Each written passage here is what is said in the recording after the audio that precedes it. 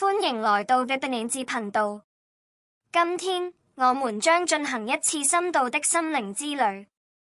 你是否曾經觀察過身邊的人，發現有些極度聰明、學歷極高的人在生活中卻處處碰壁，而一些看似普通，甚至沒有顯赫背景的人卻能建立起商業帝國並擁有極為幸福的家庭？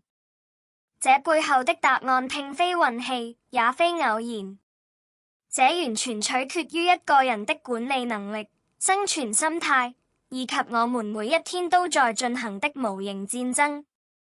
今天我們要深度拆解維平、庫馬爾、維爾馬所著的力作《生命的面相與曙光》。這本書不僅是一部哲學著作，更是現代社會的終極生存手冊。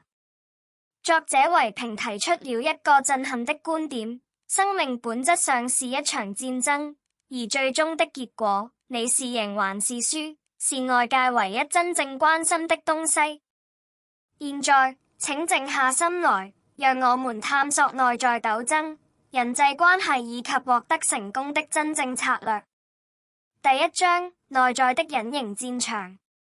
這本書的核心始於一個深刻的真理。你一生中面對的最強大的敵人，不是你的競爭對手，也不是不公平的社會，而是你自己腦海中的影子。這是一場針對你自己內心關於恐懼、貪婪和自我懷疑的軟件的戰爭。作者維平警告我們，你攜帶的最危險的武器之一就是你的自負，也就是小我。我們必須絕對避免對最親近的人亂發脾氣。書中分享了薩拉的故事，他是一位才華橫溢的建築師。在公司裡，他習慣用強勢、不容置疑的姿態贏得每一場爭論，這在殘酷的商界是他生存的盔甲。然而，他錯誤地把這種攻擊性帶回了家。她像審問員工一樣對待丈夫，像指揮下屬一樣命令家人。直到一天晚上，在一場激烈的爭吵後，她發現她的家變得異常冰冷，丈夫的眼神中失去了溫情。她在那一刻痛苦地發現，在工作中使用的是盾牌，但如果你忘記在進家門前把它放下，他就會變成傷害家人的利器。維平告訴我們，在事業上要動腦，但在家庭中一定要動情，這是生存的第一課。為了贏得這場內在戰爭，你必須培養一顆平靜的心。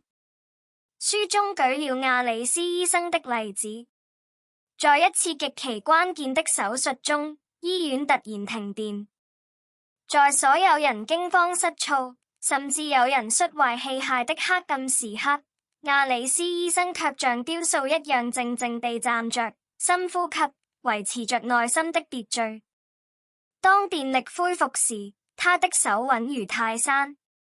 一個掌握了內心平靜的人，在最混亂的時刻總能做出最正確的決定。第二章：信任的脆弱力學。當你開始管理自己的內心後，你必須學習如何駕馭複雜的人際關係。維平在書中強調，信任是一個極其脆弱的地基。為什麼人們會永遠離開某種關係？信任的建立是一磚一瓦的，但毀掉它只需要一個瞬間的謊言。以推銷員利奧為例，他為了完成業績，經常誇大產品的功效。雖然他短期內賺到了錢，但一年後，他的社交圈徹底枯竭了。即使他後來拿出了真正世界級的產品，也沒人再願意聽他說話。在職場中，維平也提醒我們要保持清醒的信任。過度信任同事可能會讓你陷入深淵。克拉拉像對待親兄弟一樣信任他的 IT 主管，讓他完全接觸財務賬戶並免除了審計。結果，對方利用這種信任挪用了巨額資金。克拉拉的教訓是沉痛的，在職場中，規則和流程是用來保護每一個人的，盲目的感性信仰往往是災難的開始。第3章，社會生存與飛行炸彈。在社會的大環境中生存，你的圈子將決定你的高度。作者分享了著名的金雕寓言，一個金雕蛋掉進了雞窩。小金雕在雞群中長大，它學着雞的樣子走路、啄食，從未飛向藍天。直到它死去，它都相信自己只是一隻普通的雞。它並沒有失去翅膀。他是因為那個平庸的圈子而失去了藍天的心態。此外，你必須無情地避開那些飛行炸彈。這些人是魯莽、消極且絕對沒有任何東西可以失去的人。書中描述了富有的建築師理查德的悲劇，因為在路上被一輛破舊貨車插隊，他憤怒地回罵。結果那個一無所有的流民扔出一塊重石砸碎了擋風玻璃，碎片刺入理查德的眼睛。理查德失去了視力和大好前程，而對方本就一無所有，毫不畏懼。永遠不要把寶貴的能量浪費在那些只想把你拉下水的人身上。第4章，從知識到應用的飛躍。維平在書中提出了一個關於時間的冷酷公式：健康和時間是僅有的兩件一旦失去就永遠無法回來的資產。為了最大化時間，我們必須從被動的知識收集者轉向主動的執行者。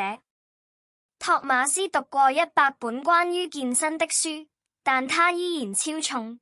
他的鄰居甚至不知道什麼是卡路里，但每天堅持風雨無阻地走3英里。鄰居擁有的是應用。維平說，如果你從未邁出第一步，那麼你手裏拿着多麼精準的地圖都是一張廢紙。你不需要成為天才才能贏，你只需要成為一個行動者。行動需要勇氣，更需要承擔風險的意願。智慧只是潛在的能量。只有當你加入現實執行的摩擦力時，它才會燃燒成成功的火焰。第5章，管理的終極奧義。根據維平、庫馬爾、維爾馬的哲學，成功不是資源的多寡，而是管理的藝術。看看西拉斯和亞瑟這兩個農民。西拉斯繼承了全村最肥沃的土地，但他不思進取，從不加固圍欄。亞瑟只買得起一塊貧瘠的山坡地，但他是一個管理大師。他建立雨水收集系統，手工移除每一塊碎石。當大旱來襲，西拉斯的莊稼枯死了，而亞瑟的農場卻奇蹟般地獲得了豐收。西拉斯在金礦上餓死，而亞瑟在荒山上享受盛宴。這就是管理的魅力。第6章，誰才是真正的贏家？在視頻的最後，我們要重新定義什麼是戰士。真正的戰士不是那些拿着劍在沙場殺敵的士兵，而是那些在瑣碎的生活中永不放棄，為責任奮鬥到最後一口氣的人。維平提醒我們要警惕一等敗者。這些人總是扮演受害者，通過抱怨和哭泣來換取同情。他們是能量的吸血鬼，永遠不要給他們機會。人生最大的敗者不是失敗的人，而是那個從未嘗試過且永遠在尋找藉口的人。在這個世界的盡頭，外界根本不在乎你曾經有多難。最終的結果是唯一重要的事情。世界只會問一個問題：你是贏家還是輸家？如果你能頑強地保護你的心態，明智地管理你的每一分鐘，以鐵的決心採取行動，拼有始有終，那麼你必然會贏得這場名為生命的戰爭。感謝在 Bibining 頻道收聽這一詳盡的摘要。如果你渴望改變命運，現在就去閱讀維平、庫馬爾、維爾馬的完整著作《生命的面相與曙光》。不要害怕戰鬥，繼續行動。我們下個視頻再見。